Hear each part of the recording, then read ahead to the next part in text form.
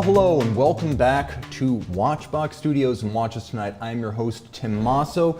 Tonight we are talking about a couple of wristwatch myths, and we're busting them. We're also talking about the best of Geneva Watch Days 2021 so far, and a little wish list I have for the days to come. Guys, all of that plus your viewer wrist shots right here on Watches Tonight. Spare a thought for those who pay for these pixels. Check out thewatchbox.com. Newly redesigned, over 3,000 pre-owned and vintage watches up right now. You might like Rolex, I like Debunking. We have both and lots of them. The finest online selection of watches. Window shop while you keep me streaming. Open up a different window, keep me going. All right. Also want to mention that we will not have a show next Monday because of the US Labor Day holiday. So I'll be out of the office, but if you go over to my Facebook group, Talking Time with Tim Masso, I'm going to be doing 2 live chats on the channel that week. I normally do 1 on Wednesday afternoon live. We're going to do 2 to make up for the loss of next week's Monday show. So also don't get up early, don't stay up late. If you're planning to watch next Monday, there will be no action here on Watchbox Studios. Let's see who's in the box right here. Edward Ledden of Sweden. We've got Enrique Cassiano. We've got Matteo C. Wolfgang from Austria. We've got Jason C., Thomas B., C. Flynn from San Diego, Time Hill, Alex O. We've got Arto C. from Manhattan, New York, and Joe Tyson from Apex, North Carolina, Adrian, Dylan, and Dave. Dylan, you are on the show tonight. We got Scott Wexlin, a local boy here in Pennsylvania, I believe. All right, viewer wrist shots number 1. I asked, you answered. Let's see what you got. Starting with Tom B., who fires first with his Patek Philippe Calatrava 6006G on a combat strap. Nice. We've got Yannick E. impressing with the rare AP Royal Oak Offshore Triple Calendar, a rare 38mm Royal Oak Offshore. Michael T. lights up the screen with his FP Journe Tourbillon Souverain. Thank you for submitting that, Michael. Dr. Ho scores a knockout with his rose gold A Lange und Sonne datograph in rose gold with silver dial. Oh my God, so much win on that strap. And Siraj K. showcasing his split dial Patek Philippe Golden Ellipse. And Dylan L., who's in the box tonight, lights up the lens with Rolex and what appear to be peppers. Tasty. Send your wrist shots to Monday Mailbag at thewatchbox.com to see your pieces on my pixels. Let's see who's here. We've got lots of friends joining in. Philip Lin, MCC Le Chinois. We've got Camille M joining in from Russia, staying up late with me in Russia. I appreciate that. Hail Bop, happy Monday, and it's almost over, even better. We've got Brian Kelly, we've got PT Terry C, and Andreas joining in from Sweden. Guys, thank you so much. All right, let's talk a little bit. Alex, so questions about Benzinger. Okay, I have a little bit of experience with them. Wonderful work in terms of guilloche and engraving. The watches themselves are very particular from a style standpoint, so there's no question about the quality, the handcrafted quality of what you get. You've just got to be comfortable with the way the watches look, and they're a little bit idiosyncratic. We've got Joseph Z joining in from California, and we've got Neil Pattinson joining in from the UK. Mohammed joining in from Bahrain, again staying up late with me, and I appreciate that. And Chris O from the south of England. Let's jump straight into tonight's topics. Luxury watch myths. Different hobbies have different mythology, and for example, in the world of car collectors, there's this belief that automotive manufacturers are obligated by law here in the United States to provide parts for 10 years from the final date of production. Well, there is no such rule, but they believe it anyway.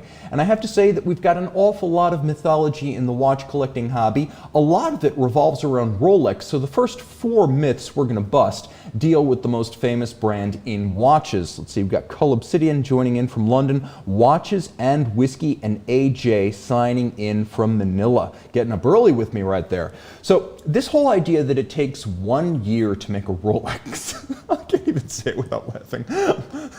I'm sorry. I'm sorry. It's not that I don't like Rolex watches, but I can't even conceive of a scenario in which that is true. I mean, maybe if from the time they start digging the mine shaft to get to the ore, and then extracting the ore, and then taking it to a smelter on the other side of the world, I don't know. I just can't figure, maybe engineering, like from the first drawings on, or the computer, modeling, I don't know, but I don't think it's ever taken 1 year to make a Rolex in any era. And while the watches are excellent, it's important to know that, well, that claim is about as real as the care and handling restrictions on certain exotic pets. And hey, at least he's a real puppet, right? But here's the deal here. It doesn't take a year to make most Patek Philippe watches. Now, these are largely handcrafted watches. Yes, they're mass-produced, but there's a lot of hand finishing involved. And even if you're dealing with a real handcrafted application piece, like a 5231 cloisonné enamel dial world timer, or a 5370p split-second chronograph, it's still probably not taking a year to make that watch. So the idea that an Oyster Perpetual or a Submariner takes 12 months for like an artisan to make by hand, first of all, that's not the way Rolex watches are made. They're mostly made by an automated process, but it certainly doesn't take a year. I like Rolex watches, and I'm definitely going to own a Milgauss Z Blue down the road, and maybe even an Oyster Quartz Day-Date if I can find a lapis dial in white gold. But this idea that it takes a year to make a Rolex watch, not so much. Okay, it's like saying it takes 1 year to make a Toyota RAV4 when it probably takes more like 3 hours. I would bet that's about the time it takes to make a Rolex watch too. What else is going on? We've got Sargento 1996 from Arizona, the great sunny state of Arizona. Butik 1 from Poland. We've got Roman Sharf joining in, saying 6 months for the 5131. That sounds about right. When you're talking about cloisonné enamel, and there's a waiting list and an application process, and it's artisanally constrained, yeah, a couple of months. But this idea that it takes a year to make... It's a rare watch that takes a year to make.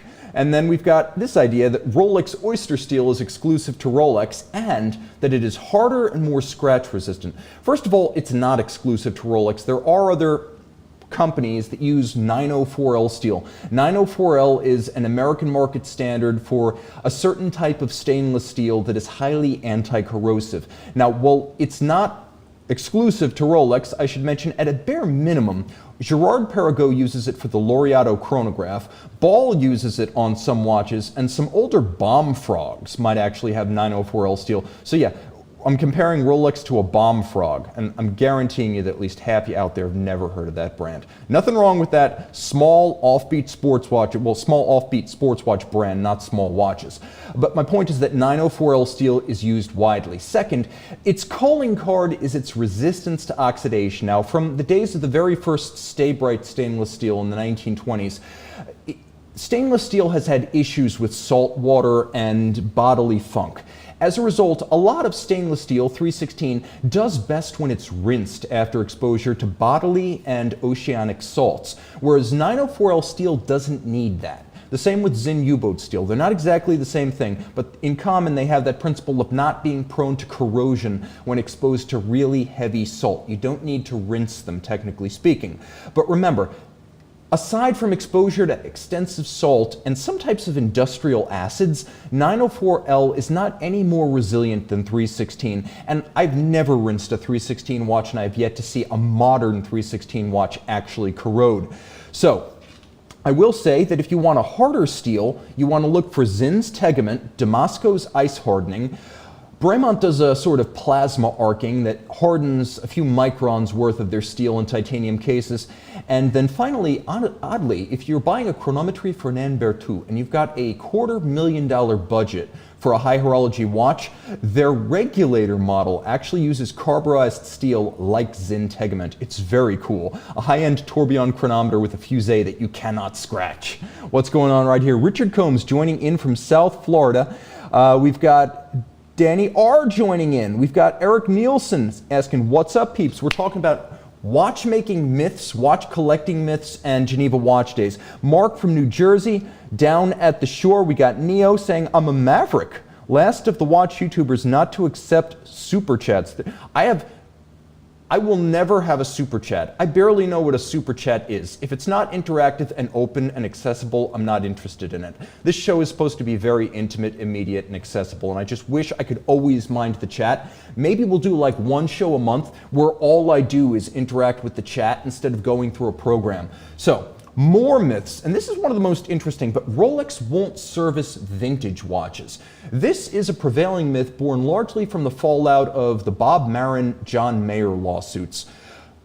The fact is, Rolex will service a lot of vintage Rolex watches. They will not guarantee that they will do so. But I once called Rolex service in New York, and incredibly, they put me on the phone with someone who knew what she was talking about and described the sorting process when watches come in, which includes a special parallel line within the service bay for special interest watches, which almost entirely are vintage watches, important watches, and rare watches. And then they go through a different evaluation, different types of watchmakers evaluate the costs necessary to bring the watch back to good repair, and then there's a separate servicing/restoration pipeline for those watches. So no, Rolex will never guarantee that a Rolex watch over 25 years old will be serviced by Rolex. But if they have anything like the setup in New York and Texas, worldwide, I guarantee you that in most major markets, Rolex does in fact consider service of its vintage watches and its important pieces. Again, all of this is going to be by discretion, so no guarantees,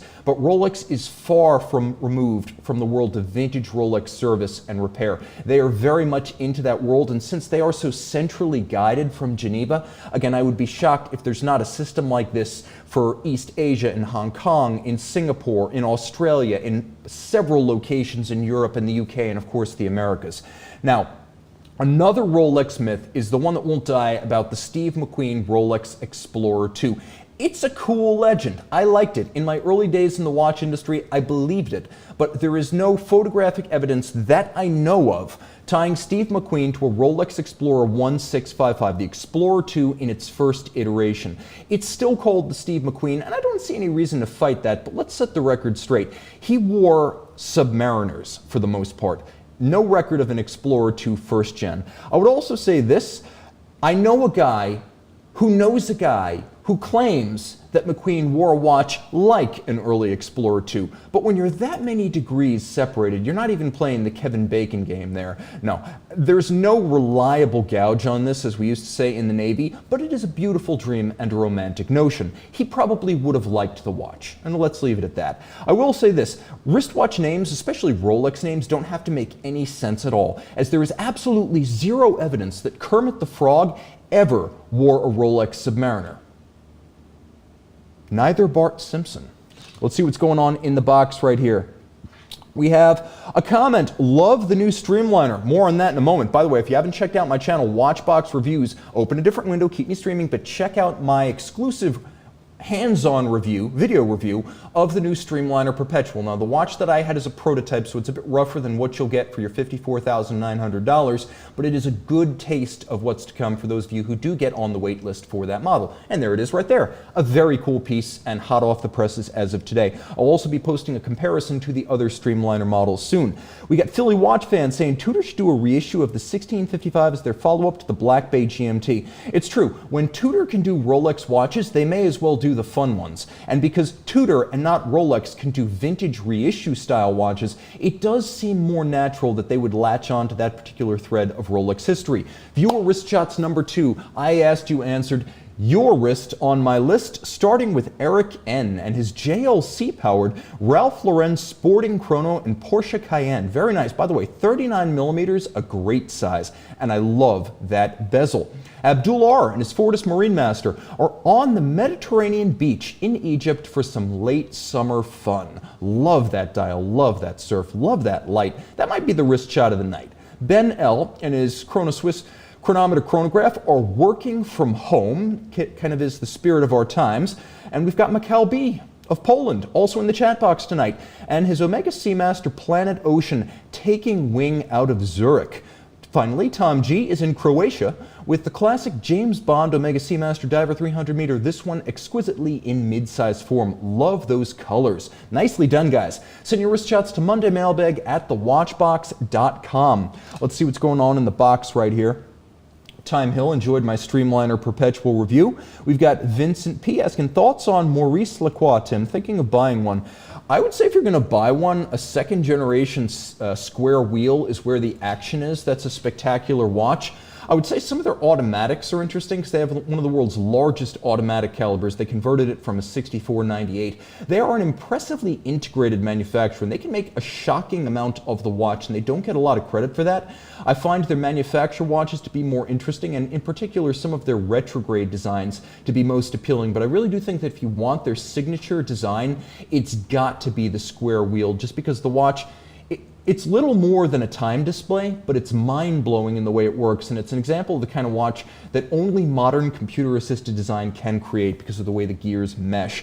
What else is going on? We've got Daniel Waxman. Tim, greetings from Denver. Suggestion, one full show with the sunglasses on. You mean like this? I mean, actually, you know what? I think I just became a lot cooler. What do you think, Sean? Thumbs up. All right. It seems like something Neo would do in The Matrix, like sunglasses indoors, or something, I don't know. It just seems really, really cool.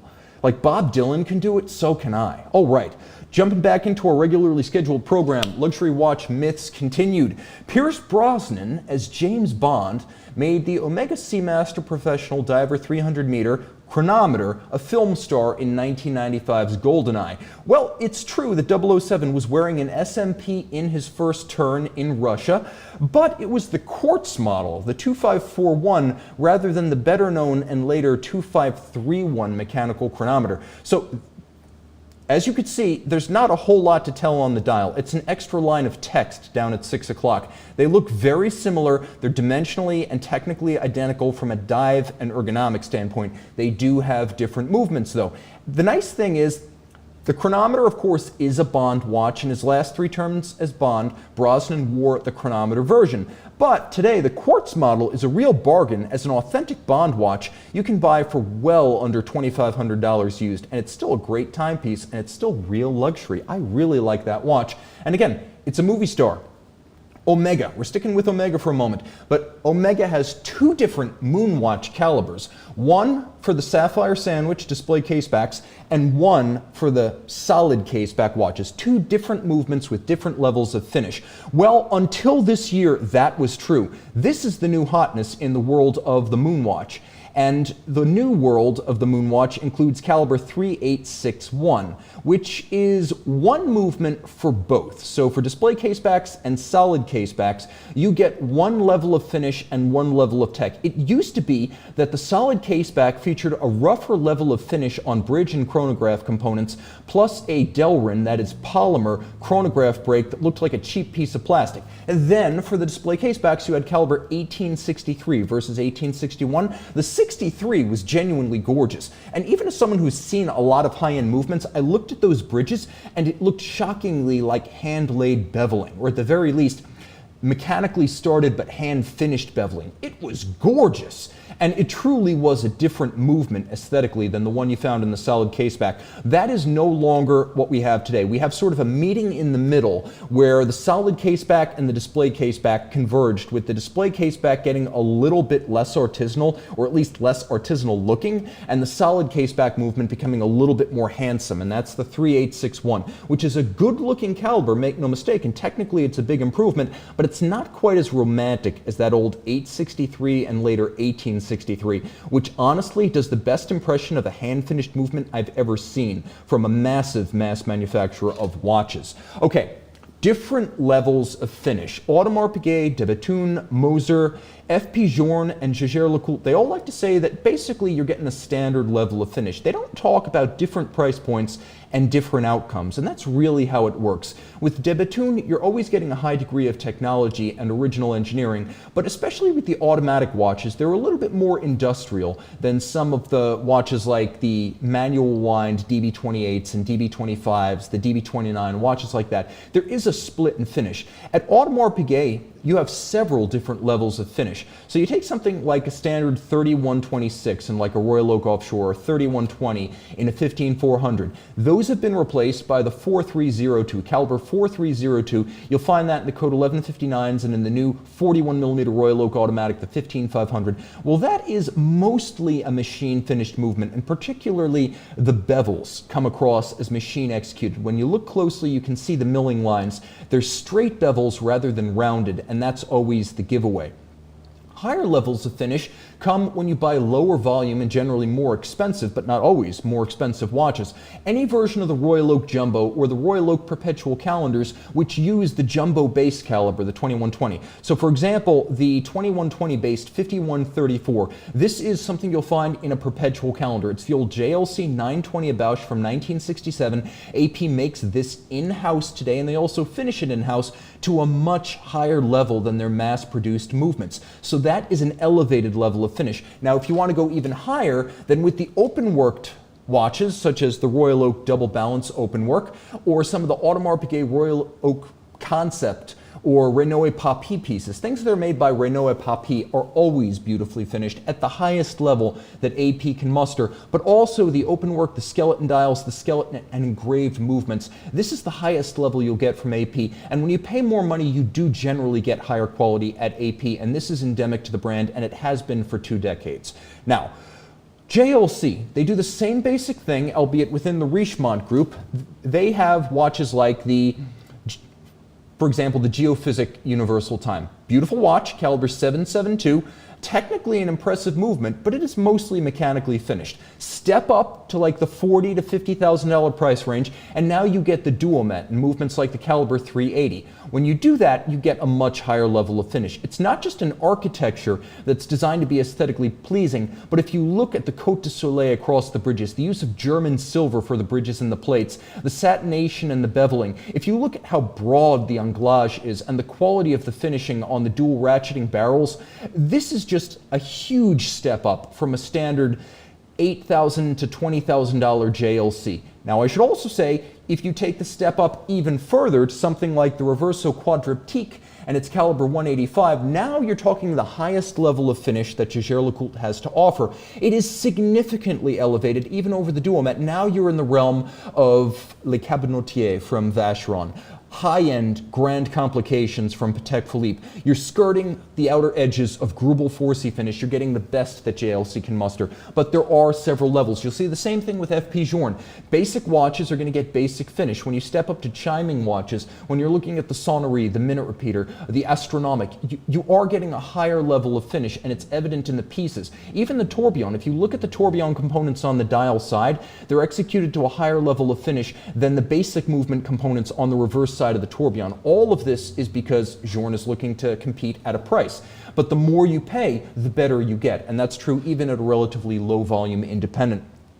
Okay, let's see what else is going on. By the way, guys, let me know if you'd want to do a purely interactive episode where all I do is I come on with a program of wrist shots, but otherwise all we do is just chat in the box. You ask, I answer, and we do our best to have a conversation for 30, 40 minutes.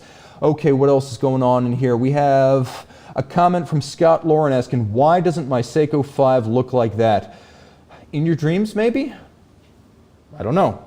Or otherwise, mind-altering drugs might be the cheap way to get that level of finish on your Seiko. We also have Boet saying, and I hope I got that right, Boet. Good evening, Tim. Long time I've been here for a live show. Greetings from Belgium. Well, thank you for joining me from Belgium. I appreciate that. We got Jean-Claude Beaver asking, I'm super pumped with the Czapek What a Piece. We're going to be talking about that in a moment. And then right here, we've got Thomas Burnett saying, I agree, JCB, the new Czapek Antarctique Retropont looks amazing. And we've got Horatio joining in from Montreal. Justin D is asking, what level of finishing does Breguet have on the Tradition? The Tradition is pretty close to their highest level of finishing. Now, you're not going to get a lot of complications unless you step up to something like, for example, a 7047. But the finishing, even on a basic 7027, is really impressive. Right down to the freehand engraving on the reverse side, you're getting a shocking amount of fine finish on a watch that can easily be bought used for less than 20 grand. All right, let's take a quick reality check from the world of crowns. Sitting crown down will damage your watch. I've heard this many times where people have sworn, like I've either had a watch on screen or on a table, and they're afraid that this is going to damage the watch. Crown down, and it's sitting on the desk. Okay, reality check. When you've got a watch, especially a watch like this, that's 200 meters water resistant, and I'm supporting it's like 185 grams on the crown. Don't slam it down, don't be crude. You shouldn't put the watch down on its crown, but it's not going to get crushed under the weight of the crown. Think about the pressure at 200 meters or 300 meters with a dive watch. It would be crazy to think that this watch is going to implode under its own weight, but it can deal with the kind of weight of water that would have crushed a World War I submarine. No.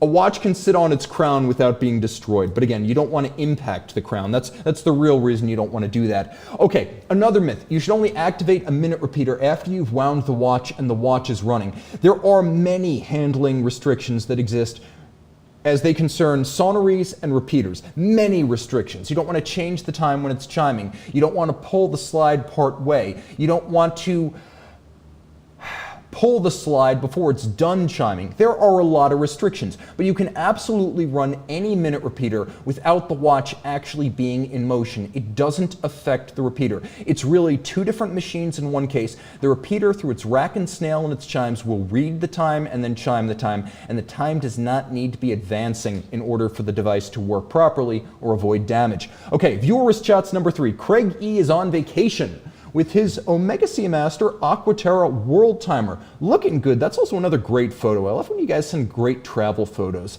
Tobias L and his IWC Portuguese Automatic sit down for a steak in Phuket, Thailand. That looks delicious. Appetizing in both regards. Simon H, his mechanical Rolex Yachtmaster, hit the road in his electric Tesla, which I guess is like a mechanical watch and a quartz car. Matthew W is on the beach with his Glycine for a day of fun, and it's looking good. Harry B of London is in Meteora, Greece with his Omega Seamaster Diver 300 meter. Guys, send your wrist shots to mondaymailbag@thewatchbox.com to see your piece on these pixels. Okay, now, Geneva Watch Days. Good stuff. Not a surrogate for Baselworld, not a replacement for the old Geneva-based SIHH. What it is, however, is the first significant watch show event we've had in quite some time in the West. So it's worth taking a look at what happened on day one and then looking forward with a bit of a wish list regarding what I would like to see. So what is it? It's basically the revived Carré des Horlogers. If you remember the independent watch square off to the side of SIHH, it's basically that. Not all the same faces, some are new, some have gone, but this is basically what it is. It's small-scale horology, mostly independent brands or small brands owned by bigger groups, and they're exhibiting at a bunch of different locations around the city. So it's not like SIHH, which is all in the Pale Expo under one roof. This is a bit more dispersed. I'd have to say that the star so far has been a watch I was lucky to review ahead of time. It's the Moser Cie Streamliner Perpetual. Physically, it's the exact same size as the old Flyback, so 42.3 millimeters, but it is a bit thinner because this is a manual wind. It is a revised caliber, taking the Andreas Streller designed Perpetual Calendar system that Moser's used since its inception in the modern era back in 2005, and it redesigns with new bridges. So you can see the bridges have been opened up a bit. They have a nickel anthracite coating to make them a bit darker, and you can see the drive train more easily as it leads up to the escape wheel, so it's a bit more open and airy. This is the HMC 341. It's a 7-day rated manual wind. Fact is, it'll run for almost 9 days, and it's a perpetual calendar system that you can adjust forward or backward, as well as all 24 hours of the day with no damage to the mechanism. So that Streller designed perpetual calendar has been a real signature for Moser, and the Streamliner is a new shape, so you put the two together and you have a watch that is very, very Moser. Now, the nice thing about this watch is it proves you can reference the 70s without plagiarizing Gerald Genta. I see a little bit of Ebel Sport Classic in there, Oris Chronoris Star, maybe some late Mark series Omegas, but what it isn't is a ripoff of the Jumbo Engineer, the Royal Oak, or the Nautilus. It's very much a tribute to an era that doesn't draw too heavily from any one watch. Now you can see it as a racing dial, and a new thing for Moser Perpetual Calendars, which is center seconds. Fun fact, the date actually glows. So you can read the calendar system, both the stub hand at center that indicates the month and the date itself. You can read them at night. Moser has a lovely fume fade on the dial, which is another one of their signatures. This watch, 120 meters water resistant, is a true sports watch, and I love the organic taper of the bracelet. The pieces of those links, they come together less like chainmail and more like organic plate mail on some sort of marine creature. It's just gorgeous, the way it wears, the way it fits, the way it looks. I love everything about this watch, and at $54,900 in a world of $100,000 5711s, the price is right for what you get. Okay, less money, but more fun perhaps even, is the colorful, the cheerful, the lively Doxa 600T Pacific Blue. Can we go full screen with that? A really good looking watch. This one from Doxa moves substantially beyond the company's prior focus on its late 60s and early 70s watches. Now 40 millimeters in titanium, 600 meters water resistant, 200 pieces. It'll be a limited series for $1,990. This is a really honestly priced, handsome, universally wearable, and distinctive watch. It's got the decompression scale bezel with a ceramic insert. That's a famous signature of Doxa watches. And unlike the original from the 1980s, the original 600T, this doesn't actually have a date window, which cleans up the dials substantially. And it's a brave choice in a world where date windows tend to be de rigueur. And if anything, we see more date windows on vintage reissue watches that didn't have dates in their original form than vice versa. And I actually like that backtrack right there. Plus, with the off-centered crown, it's going to be ambidextrous. Good looking watch. Now, Czapek. The Czapek Antarctique Rattrapant. We just saw this today. It'll be available on September 2nd for purchase by subscription. Here's what we know so far. September 2nd, starting with the flagship boutique in Geneva, you'll be able to buy this watch from Czapek via a subscription service. How that will work, I don't quite know, but it sounds like it's going to be something along the lines of best customers first, or first come, first served. 77 examples will be made up front. I doubt that will be the ultimate extent of the production, because an all-new movement was created for this watch. Now, it's stainless steel, it's 42.5 millimeters, it's 120 meters water resistant, and the SIHH 6 caliber in it will be an automatic. We also know this. All the fun, if we can go full screen again, all of the fun with this watch is on the dial side. So they went with a very traditional chronograph architecture for a split second. 2 column wheels and a lateral clutch. Both are on the dial side of the watch, and the watch is loomed. So between the steel construction, the integrated bracelet, the water resistance, and the loom, this is a legitimate sports watch, not a dress watch playing at sports watch design cues and architecture. This is a real sports watch. So I like the fact that it's high horology, but it's something you can wear in the shower. Now, because it is automatic, it's going to be a convenient piece to wear. It's a great looking watch, and I look forward to having an example for testing down the line. I'll be at Dubai Watch Week this year, and so will this watch. So stay tuned to this channel and Watchbox Reviews for a full on-the-wrist review late in November. Bulgari.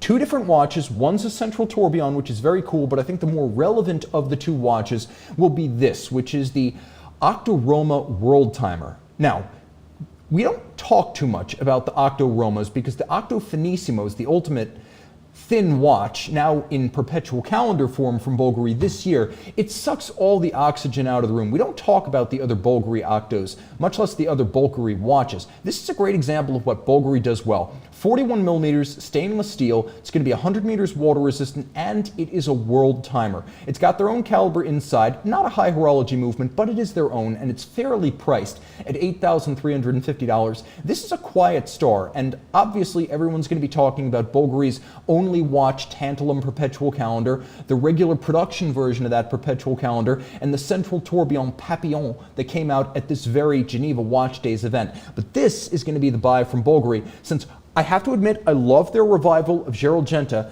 but the Mickey Mouse revival at over $16,000 is a little bit dear for a 41 millimeter steel Mickey watch, using a movement that's basically the same as what you'll find here. So I like this watch for its price, for its size, for its aesthetic, and its versatility. I think it's going to be a wonderful travel companion, and maybe the Bulgari watch to buy this year if you're on an Omega budget. Jumping into the box, let's see what you guys are saying. We have Nefarion saying the bracelet looks familiar. Czapek Light. What are we talking about there? Philly Watch Fan saying that Czapek is the watch of the year. Is 42.5 too big to be watch of the year in 2021? I'm not sure. I don't know. And I haven't worn it yet, so I don't know if it wears bigger than its size, but that is an issue with a lot of integrated bracelet sports watches. Time Hill saying the Czapek is phenomenal, and Sapphire agreeing Czapek is amazing. Lots of friends. We've got Youssef joining in from Bahrain, staying up super late. And then we have Eric B saying, makes that Oris look amateurish. Enrique Casiano saying, oh my God, Czapek. No joke, we got P&E joining in from Puerto Rico, and then I think there was a question about the price of the Bulgari. It's going to be $8,350. Now, what would I like to see? I would like to see some sort of parallel pirate show running during Geneva Watch Days. If you remember the old SIHH, there were always competing shows running in parallel outside of the PAL Expo. LVMH would always have its independent watch brand Bulgari, and then its watch group Tag, Zenith, and Hublot exhibiting sometimes on a boat, sometimes in a hotel, but always during SIHH outside of the main show to try to draw attention away from the mostly Richemont brands that were exhibiting at the SIHH.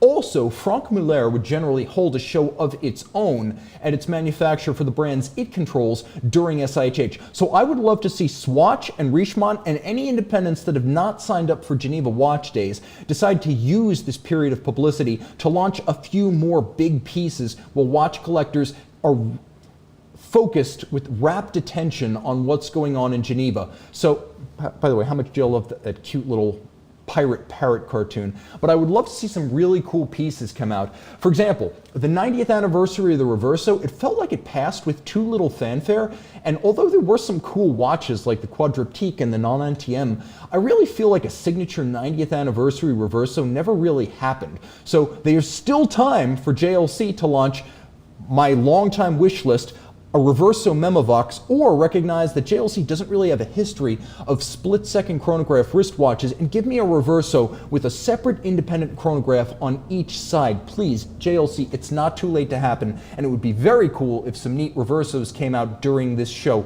or at least during Dubai Watch Week while I'm there. Okay, let's talk about Artisan de Genève. For the most part, we're talking about manufacturers and OEMs at Geneva Watch Days, but one of the most interesting watch fabricators, I'll call them, in Geneva is not an original equipment manufacturer. Now, I get the sense that these guys are held at distance by the industry because this is the first thing you see when you go on their website.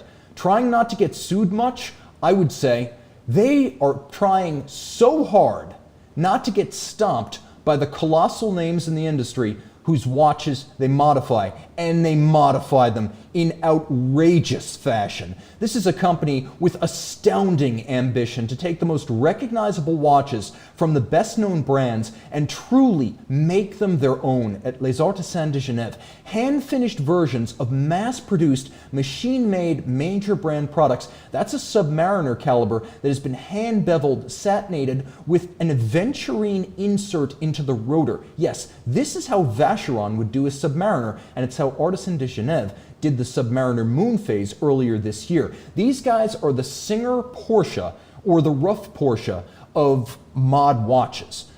Like, this is no Pro Hunter PVD dip.